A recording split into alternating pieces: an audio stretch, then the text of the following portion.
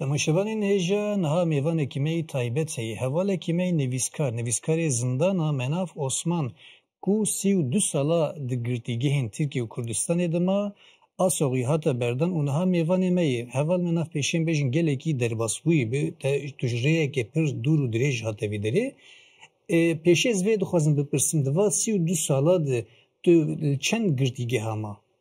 پرس پاسکن خودش گل گرتیگه همام یعنی کردستان باتمان دیاربکر آمده بندن آمده یا انتابه دلوکه یا سامسوره آدیامان ناف ترکیه عالیه ترکیه جی از و بالغ کسرین باندرما ل آقیسار مانیسا بله هری داویه جور تحلیه بو اما از برندم یعنی او برندان تجی بو مسئله چاپا من یده او چی بو مسئله چی متا برندان؟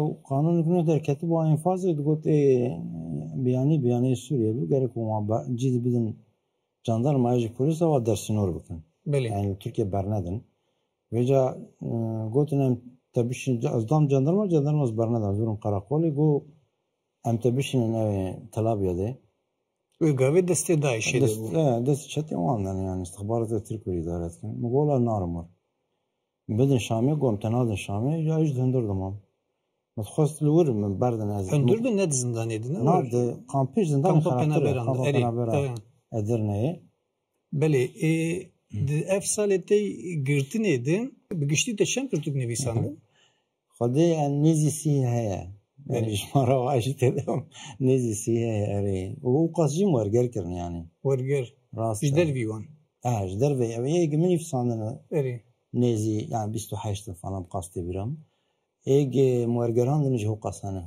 evi gote nevisandını celebeywan çine zedetir çirokin helbestin cerebeni romanı نیویان رومانه دور چارده ها با رومانه ایدی تریجی چیروک هنه اوجی بینشش پرتوکی چیروک هنه هلبست هنه ذاتم هلبست خواه عجبان دوجه بردم دست بکر هلبست دست بکر بو جربه جی هنه بله اجوانا چند هباتنی وشاندن؟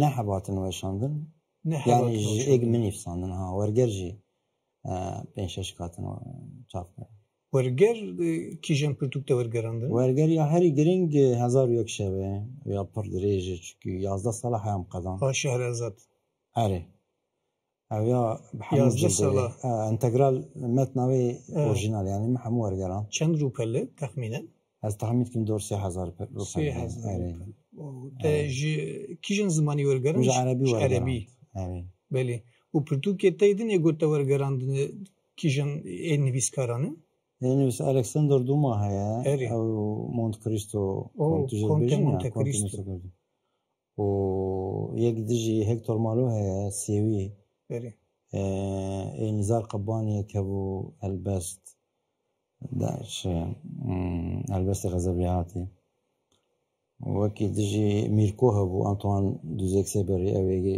بوزارو که او کریه بله میرکو میره بچوک جرد بیجن باوی اون یعنی قال که دیجی هنه اما هین ما نکرنه ای جبران هنه قال که ورگر کرنه یعنی ایوانی گوته ورگر کرنه هاتنی وشاندن چاپ کرن اوی مگوتن هاتنی چاپ کرن اما ایدیتره هین هاتنی چاپ کرن بله yani rastî xebatê ki hêjeyî te ew heqê we sala dayî tu li derve bûye te qesteyînî karî bûye ew qes xebat weşandiye no wallah gelek cara derna yani malbat digo falan tiştî tu mektub nanîştî ku zamanê min tin îca şarj dibûn digo çawa te hepsêdû û dema te tune wira te tu zimanê din fêrî bû te qala îngilîzî kirine rast wallah ser îngilîz xwîn baş bijî gavaz derketim ez çûm Malezya ji fêdayî wallah Evan hatı lverayı nahatı hediye di Almanı jifir be belki tüyünki jifir bu be.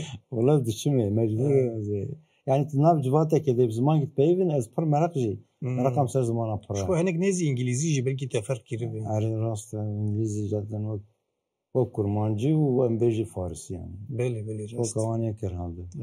Eci kefam zaman artı yani nav Kurditci mesela eser zazaki şoğlayım ser sorani şoğlayım yani الفامل سر زمان هیا باشی تو انا فهم دکی زازاکی سورانی یه جی ya کاری idaret خبردی az sorani axaftin belki ne ama baş fahmtım zazaki bu nevi fahmtım خو عربی جی تو başlanı yani Arap خوندنم به عربی عربی عربی خودم دستپکی به عربی نویساند اری yani hatta niyazatım kırtıncıyım به عربی نویساند اری yani hatta çiğ gelip nüvisem biş به عربی bu kurmancı metxon minden nüvisan ama zindan edim Almanya yani gramer و çıkmıştı biraz zindan eser şöyle و despeki Türkiye nüvisemi Türkiye çirokem hatun başlandı. Türkiye nüvisi. Beri Kürdiye mini Türkiye başlandı ama durum devce barda. Böyle tabii başka. İşte 10,000 ya furya kulu hem ber Kürdi Kurda ve serok derket ya.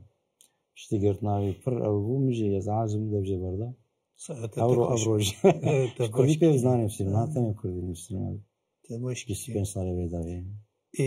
معنا قلا خوندنا کر حوالی زندان ویژه ادبیات زندان دو هلی دولمند براستی نرخاندنی حوالا جیوسا از ویژی مراق دیکم وکن ها هم نویسکاری کی کرد و خوینری کی کرد تو ویژه کردی چوا دبینبیت هری زده کیجن مجاره بکی ماسیایی قاسم از زانم yani تێگەشتنێک فراز نکارم ئیدdia بکەم چون سینۆر خوێندنام ژێر مثلا دەرێ کورمانجی تەم پڕکێ مەسە سۆرانی کەلۆری واناوێترم قەت نەخواندنێ ئا کوردی درنها yani ئەوەمەی ئەvrensel tێت قەلسم گۆر ناڕێنام yani نەگوت çima mijarê dervê Kurdan nanîvisîn ez newê dibêjim yani mijarek te dinivîsînî jî çi qesî xwecihî bi gerek hêle ku evrensel hebe. Çi be? İnsanekî tit têkiliya ab Kurd û Kurdistanê tune be, tit têkiliya ab rojhilatan avîn tune be, gava bixwînî gerek bala wî bikişîne. Yani divir dibi çi? Dibi insan di merkeza wê de, têkiliya insana. Belê. Têkiliya insana dor de gerek em ser Kurd bin. Vî jî merak dikim ha piştî gotu derket işler ve pêvê yekemîn belkî pirtûka got te xwendiya jî te xwest bixwîne kîjan bû? Xwedê ya yekemîn ket destin ya Cemal bû ya Selahaddin Demirtaş. Avan wa got derketî. Te qedandiyan? Muqedan. Baş wê geviyan bijîşte bipirsin. Te ew çawa dît? Meaciban. Demirtaş siyasetmedar lê xwelgelek beşê hunerî radikişîne. Rast. Te acîband. Ve Pirtûkê gişî xwendine evahan herhalde bêtir barkêş bijimir. Jêberî wî jî. Barkêş hat. Hem tevnavê hem vegotinavê na herekbariya wê na û tiştê wilo ne ji rêzî. Xweş tê bicîkirî. Meaciban yani. Baş ez pirsekê ji ser berhemê te bipirsim. Pirtûkê te de taybetî karakterê herî zêde gowsa di bîra te mayu te jê hez kirî kîjan e? Karakterê herî zêde azad e. Azad e. Kîjan Pirtûkê de ye? Pirtûka girêşêra de ye. Erê. Taybetiya wî çi ye? Taybetiya wî ne berxwedîrek şervanek e. Ama çi işekê dikî jî çi karê dikî dervê lêpirsînê nake. Yani pırlê hûr dikole û wilo çûno hatine wî pirin. Yani ne tenê nerên ku hat çi dibêjin. Yekalî ye. Yekalî nîne. Gelek carî ji nerîna xwe xweş û hetike. Belê. Ama ti carî jî nakeve bêqerariyê. Yani mesele dûr de zaten. Yani insan gava gelek nerîna ew dikî derna wilo tu dibînî bêqerar bûye. Geh burdeyê geh burdeyê wek cihayek balêxe. Newsa ew ya timî lêpirsînê dike zêde hema bêje tişkî pîroz zêde cem tune. Dibe pîroz dîsa lêpirsînê dike. Ama timî jî ewa xwe de gavak baweriyê dikî baweriya xwe jî bi israr bi pêş dire. İşte ew karakteraya belkî ji ber dixwazim insankî wisa bimişik ji ber wê jî. Yani kêfan bêtir ji wê karakterê tê. Lehengê tê serekê. Heval min niha piştî gotu derket me pirsî te kîjan xwe baş e nivîsandinê de piştî gotu derket heta niha dibe got helbest bi çîrok bi wisa te dest bi tiştekî nû kiriye li derve. Xwedê li derve ez hepsê de min timî derve nivîsand. Vê carê min nête ez hepsê binivîsînim. Ez dervem ya. Bêtir karim pişirîkî objektif bikim. Bêtir hestê me yani di hundir de mere pir timî şidya ye. تل آلیه خواه yani mera objektif nikare binifsiniş xo. Bunlar inamdı. Yani nezabek şaşmın. Ama ana az karım betir. Mert hapseydi mi der ve betir. Lgor xo. Medgoz betir rahattır. Ana karım şurada mulot kir. Az bir ana jiz karım hapse betir çavekili objektif. O avaki yani gül edebi. Beli. Az binifsinin menet kiri ulu seri xodun seri vejev kiri yani tamam nu destekliyor. Serin falan abin. باشی پرسامی داوی از بارمی گلیک تماشاوانی مجی مراق بکن 32 سال دمک پر درجه دما گو پشتی او قسال تو درکت و تا جیانا در و دید تا چی حس کر یعنی او جیانا در و وقتی گو تو پیل روبرو هاتو گو سری تره تا خیال دکر yani تا چشته که چاوا دید yani döndürdü tümiş komere dervet fikri evet yani bu enaza mereser nigad meni o civata gitti sert fikir çi guhartin perçi bunu tümid heşe merede. Yani guhartin yegem tahmin tkirin zede yani atışkit şaşna bu az bir bejim yani.